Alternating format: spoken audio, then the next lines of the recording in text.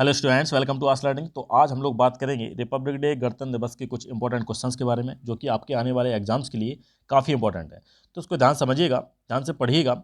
और इसमें मैंने कुछ एक्स्ट्रा क्वेश्चंस भी ऐड किए हैं जो कि आपके लिए काफ़ी इंपॉर्टेंट, वो भी आपके लिए काफ़ी इंपॉर्टेंट हो सकते हैं। आप क्या करिएगा, उनको लिख सकते हैं कहीं पर, आप उनको नोट भी कर सकते हैं, या मैं इसकी आपको PDF भी प्रोवाइड करवा दूंगा, जिससे कि आप इसको अच्छे से रिवाइज कर सकते हैं, बार बार लर्न कर सकते हैं। सारे क्वेश्चंस आपके लिए काफ़ी इंपॉर्टेंट हैं, तो ध्यान रखिएगा। चलिए स्टार्ट करते हैं। सबसे पहले बात करेंगे फर्स्ट क्वेश्चन की। फर्स्ट क्वेश्चन क्या है? 26 जनवरी 2023 जो आपका गणतंत्र दिवस सेलिब्रेट किया गया है, वो कौन सा वाला आपका गणतंत्र दिवस था, या उसकी जो वर्षगांठ थी कौन सी वर्षगांठ थी? तो वो थी 74th भी। कौन सा वाला गणतंत्र दिवस था आपका? 74वां आपका गणतंत्र दिवस था। काफ़ी इंपॉर्टेंट है, ध्यान रखिएगा। अब बात करेंगे नेक्स्ट क्वेश्चन की। नेक्स्ट क्वेश्चन क्या है कि इस गणतंत्र दिवस पर, अब देखिए मैं आपसे हर बार ये नहीं बोलूंगा कि 26 जनवरी 2023, ये नहीं बोलूंगा। मैं आपसे बोलूंगा कि इस गणतंत्र दिवस, तो आप समझ जाइएगा कि कौन से वाले गणतंत्र दिवस की मैं बात कर रहा हूँ।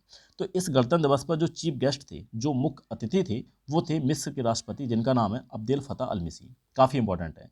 देखिए, हो सकता है आप पूरा इनका नाम याद ना कर पाएँ, तो आप ये काम करिएगा, अल मिसी, इतना नाम याद रखिएगा, अल मिसी। क्योंकि क्या होता है कि आपके जो क्वेश्चंस आते हैं कैसे आते हैं, मल्टीपल चॉइस क्वेश्चंस आते हैं, ABC, ठीक है, A B C इस तरह से रहते हैं, ठीक है, EBCD।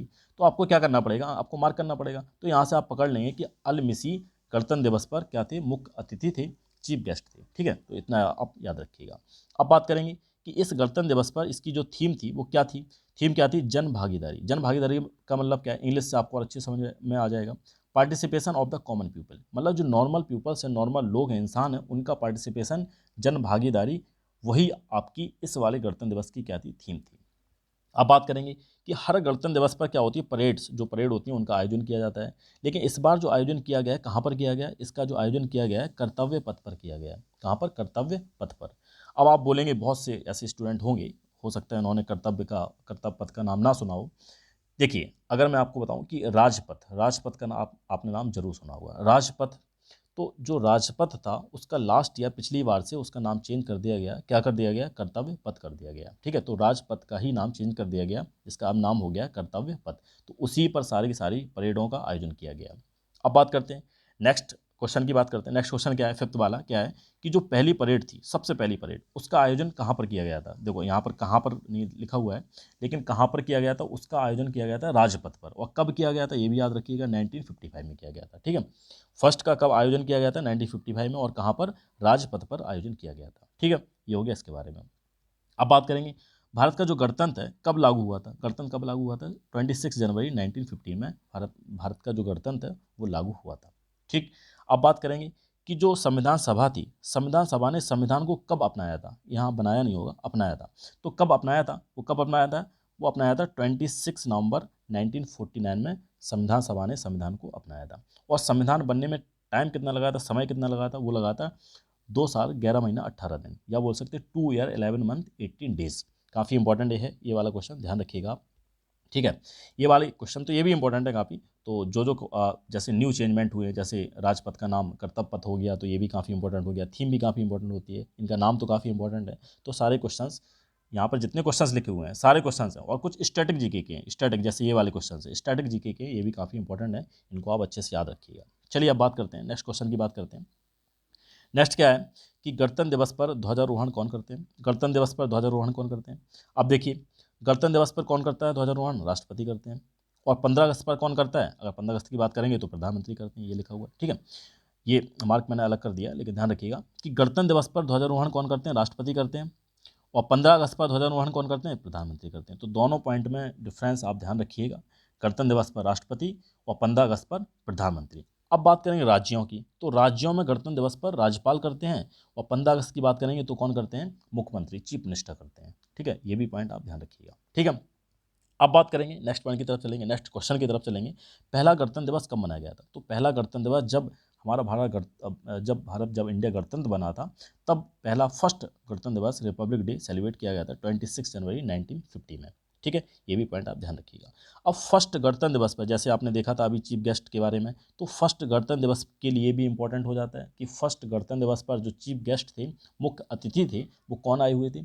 वो थे इंडोनेशिया के राष्ट्रपति, जिनका नाम है सुकार्नो, ठीक है। ये भी काफ़ी इंपॉर्टेंट है क्वेश्चन।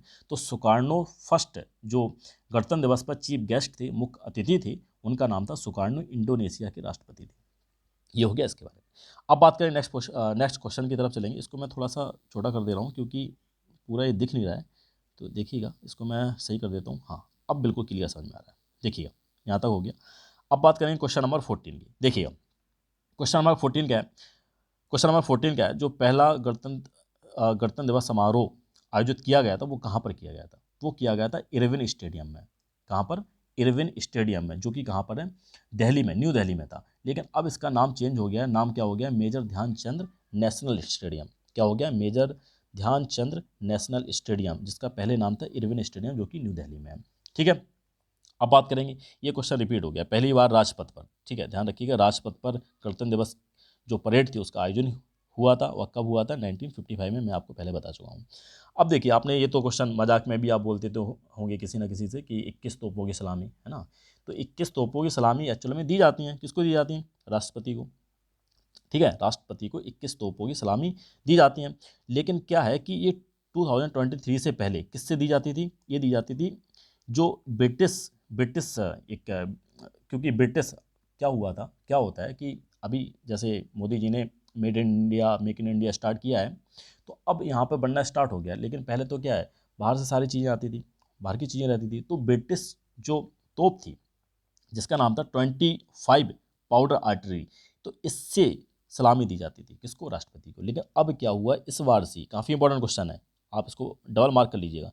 इस बार से क्या हुआ है कि जो 21 तोपों की सलामी दी जाने लगी वो इंडियन गन से दी जाने लगी, जिसका नाम है 105 मिनी के फील्ड। 105 मिनी के फील्ड। और ये कहाँ की है? ये मेड इन इंडिया है, इंडियन गन है। ठीक है, तो काफ़ी इंपॉर्टेंट है। एक तो इंडियन है, और कब से चेंज हुआ है? 74th में हम लोग रिपब्लिक डे सेलिब्रेट कर रहे हैं, तो समझ लो कि पहली बार ऐसा हुआ है, चेंज हुआ है। तो ये काफ़ी इंपॉर्टेंट है, इसको याद रखिएगा, डबल मार्क कर लीजिएगा, इंपॉर्टेंट लगा लीजिएगा इस पर।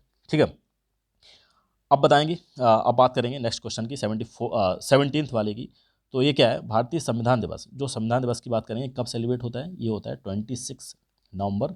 26 नवंबर को सेलिब्रेट होता है। क्या क्यों होता है? ये आपने ऊपर देखा था, क्योंकि 26 नवंबर 1949 में क्या हुआ था सॉरी, क्या हुआ था, संविधान सभा ने संविधान को एक्सेप्ट किया था, उसको क्या किया था? अंगीकृत किया था। ठीक है, तो इसलिए 26 नवंबर को क्या होता है? संविधान दिवस मनाया जाता है।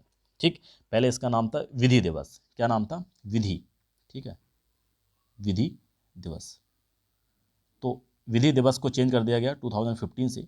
तो 2015 से चेंज कर दिया गया, इसका नाम क्या कर दिया गया? संविधान दिवस, जो कि कब सेलिब्रेट किया जाता है? 26 नवंबर को सेलिब्रेट किया जाता है। अब बात करेंगे, संविधान सभा काफ़ी इंपॉर्टेंट है। ठीक है, संविधान सभा इसलिए इंपॉर्टेंट है कि संविधान सभा से ही क्या संविधान को एक्सेप्ट किया गया। तो संविधान सभा इंपॉर्टेंट है। संविधान सभा की जो पहली बैठक हुई थी, फर्स्ट बैठक, ठीक है, पहली बैठक हुई थी, वो कब हुई थी? 9 दिसंबर 1946 में। और अध्यक्ष उस टाइम पे जो अध्यक्ष बने थे कौन थे? सच्चिदानंद सिन्हा, जो कि क्या थे? ये परमानेंट नहीं थे, ये टेम्परेरी थे, अस्थायी थे। क्या थे? अस्थायी थे, जिनका नाम है सच्चिदानंद सिन्हा। 9 दिसंबर 1946 को। लेकिन क्या हुआ 2 दिन बाद, 2 दिन बाद या बोल सकते हैं 1 दिन बाद, कि 1 दिन बाद क्या हुआ, 9 तो निकल गया, 10 के बाद 11 दिसंबर 1946 को क्या होता है कि इनको हटा दिया जाता है। क्यों? क्योंकि ये परमानेंट नहीं थे। तो फिर क्या होता है, भीमराव अंबेडकर को परमानेंट इसका अध्यक्ष बना दिया जाता है, प्रेसिडेंट बना दिया जाता है। ठीक है, 11 दिसंबर 1946 को। तो इसको ध्यान रखिएगा। ठीक, अब बात करेंगे, नेक्स्ट पॉइंट की तरफ चलेंगे कि भारत के राष्ट्रगान को संविधान सभा ने कब अपनाया था। भारत की जो राष्ट्रगान है, जो हम लोग कोई भी सेलिब्रेशन होता है, जैसे कि रिपब्लिक डे पे ही आपने देखा होगा, स्कूल या कॉलेज में आप पढ़ते होंगे, तो आपने देखा होगा कि सबसे पहले राष्ट्रगान हुआ होगा, इसके बाद जो प्रोग्राम उनकी शुरुआत हुई होगी। तो राष्ट्रगान को संविधान सभा ने कब एक्सेप्ट किया था? ये किया था 24 जनवरी 1950 में। तो ये भी काफ़ी इंपॉर्टेंट है, इसको ध्यान रखिएगा। अब बात करेंगे, गणतंत्र दिवस मनाने का कारण क्या है? कि इस दिन संविधान को लागू किया गया था, संविधान लागू हुआ था, इसलिए गणतंत्र दिवस को हम इस दिन सेलिब्रेट करते हैं। अब बात करते हैं, नेक्स्ट पॉइंट की तरफ चलते हैं। देखिएगा अब देखिएगा थोड़ा सा पानी पी लूँ, गला सूखने लगा यार। अब देखिएगा, संविधान लागू होने से पूर्व, क्योंकि संविधान लागू होने से पूर्व क्या हुआ था कि ऐसा तो होगा नहीं कि शासन चल नहीं रहा होगा, शासन चल रहा होगा। तो भारत में जो शासन चल रहा था, किस अधिनियम के तहत चल रहा था? वो था भारत सरकार अधिनियम 1935। तो भारत सरकार अधिनियम 1935 के तहत भारत में शासन चल रहा था संविधान लागू होने से पहले। अब बात करेंगे कि केंद्र सरकार ने, ये भी काफ़ी इंपॉर्टेंट क्वेश्चन है, केंद्र सरकार ने क्या किया है, सेंट्रल गवर्नमेंट ने क्या किया है कि 26 जनवरी, क्या होता है कि 26 जनवरी जो आपका रिपब्लिक डे सेलिब्रेट होता है उसकी, लेकिन समारोह की शुरुआत कब से होती है, 24 जनवरी से स्टार्ट हो जाती है। लेकिन अब क्या किया गया कि उसका जो समारोह की जो शुरुआत है वो कब से हो जाएगी, वो हो जाएगी 23 से। ऐसा क्यों किया, ऐसा क्यों किया? क्योंकि जो 23 जनवरी है वो क्या है, सुभाष चंद्र बोस, नेताजी सुभाष चंद्र बोस का क्या है, इस दिन जन्मदिन है, बर्थडे है। ठीक है, इसलिए इस दिन को भी शामिल किया गया है। तो ध्यान रखिएगा, नेताजी सुभाष चंद्र बोस का क्या है, इस दिन बर्थडे पड़ता है, इसलिए इस डे को भी शामिल किया गया। तो इसको आप ध्यान रखिएगा। ठीक है, ये तो हो गया इसके बारे में। अब बात करेंगे नेक्स्ट पॉइंट की तरफ चलेंगे। नेक्स्ट पॉइंट क्या है, देखिए जो भी क्वेश्चंस आपके फीमेल वाले आते हैं, महिला वाले आते हैं, वो भी काफ़ी इंपॉर्टेंट हो जाते हैं। क्योंकि क्या है कि मोदी जी की बहुत सारी चीज़ें चल रही हैं, बेटी बचाओ बेटी पढ़ाओ, ठीक है, और जेंडर इक्वलिटी। ठीक है, जेंडर इक्वलिटी का मतलब क्या है, जो मेल हैं जो पुरुष हैं दोनों को बिल्कुल इक्वल का दर्जा मिलना चाहिए, बराबर होना चाहिए। लेकिन कहीं ना कहीं जो फीमेल्स हैं, लड़कियां हैं, अभी कहीं ना कहीं अभी भी पीछे हैं। ठीक है, तो क्या है कि जो परेड हुई है, पहली बार ऐसा हुआ है कि एक सुरक्षा बल, किस सुरक्षा बल ने, यहाँ पे पूछा गया कि किस सुरक्षा बल की जो महिला ऊँट सवारी टुकड़ी ने भाग लिया है। तो महिला ऊँट जो सवार टुकड़ी है उसने भाग लिया है, पहली बार ऐसा हुआ है। तो जो सुरक्षा बल है, किस सुरक्षा बल की टुकड़ी थी, ये थी बीएसएफ की। किसकी है, बीएसएफ की टुकड़ी ने पहली बार, जो महिला की है, महिला ऊँट सवारी टुकड़ी ने पहली बार गणतंत्र दिवस में क्या लिया है, भाग लिया है। अब बात करेंगे नेक्स्ट पॉइंट की तरफ चलेंगे। गणतंत्र दिवस परेड में जो वायुसेना है उसका एक स्पेशल फोर्स को शामिल किया गया। वो कौन सा फोर्स है, वो उसका नाम है गरुड़। उसका क्या नाम है, गरुड़। तो ध्यान रखिए, गणतंत्र दिवस 2023 की परेड में वायुसेना की किस स्पेशल फोर्स को शामिल किया गया है, इसका नाम है गरुड़। अब बात करेंगे नेक्स्ट पॉइंट की तरफ चलेंगे। गणतंत्र दिवस 2023 में नौसेना की किस विमान ने अपनी आखिरी उड़ान भरी है, किस विमान ने अपनी आखिरी उड़ान भरी है, इसका नाम है आईएल नहीं होगा, सॉरी थोड़ा सा गलत मिस्टेक हो गया, ये टाइप हो गया, ये गलत हो गया, ये होगा आईएनएस। क्या होगा, आईएनएस 38 डकोटा विमान। ये क्या होगा, आईएनएस होगा, इसको ध्यान रखिए, आईएनएस 38 डकोटा विमान। ये तो हो गया इसके बारे में। अब बात करेंगे 26 क्वेश्चन की बात करेंगे। देखिएगा, ये भी काफ़ी इंपॉर्टेंट है, ये भी क्वेश्चन समझिएगा इसको ध्यान से।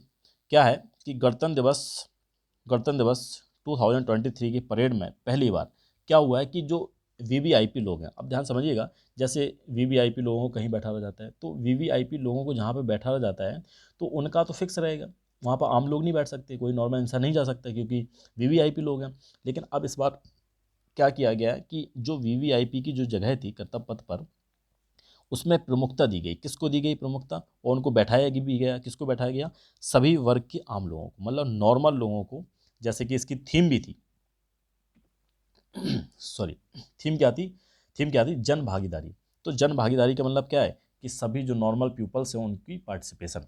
ठीक, तो यहाँ पर भी क्या किया गया कि वीवीआईपी लोगों की जगह कर्तव्य पथ पर किसको प्रमुखता से बैठाया गया, वो सभी वर्ग के आम लोगों को यहाँ पर बैठाया गया। तो काफ़ी इंपॉर्टेंट ये वाला भी क्वेश्चन, ध्यान रखिएगा।